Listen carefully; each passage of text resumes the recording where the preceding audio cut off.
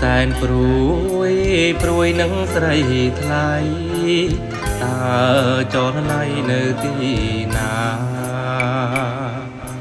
ក្នុងពេលនេះ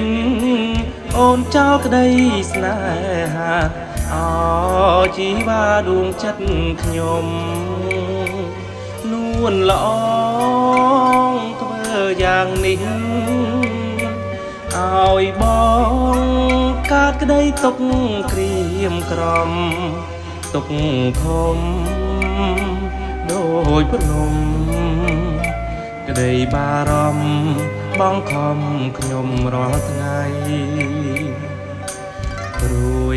សែនព្រួយនឹងស្រីថ្លៃគង់មានថ្ងៃអូនវើវ័យខឹងយ៉ាងនេះព្រោះតែសំដីធ្វើឲ្យថ្លៃខឹងនឹងបងវិលមកវិញណាស្រងស្នេហ៍ស្នងអាសូបងនៅរង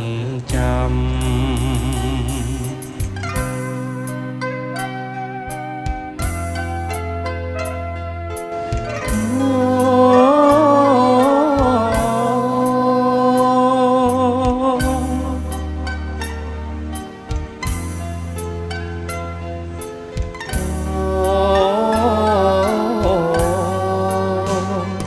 នួនល្អ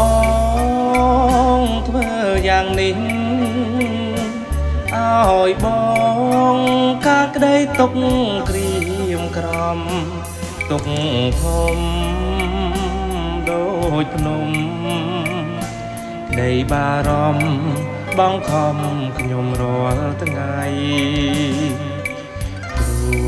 សែនព្រួយនឹងស្រីថ្លៃគង់មានថ្ងៃអូនវើវ័យខឹងយ៉ាងនេះព្រោះតែសំដីធ្វើឲ្យថ្លៃខឹងនឹងបងវិលមកវិញណាមានស្នេហ៍ស្នងអាសូបងនៅរងចាំ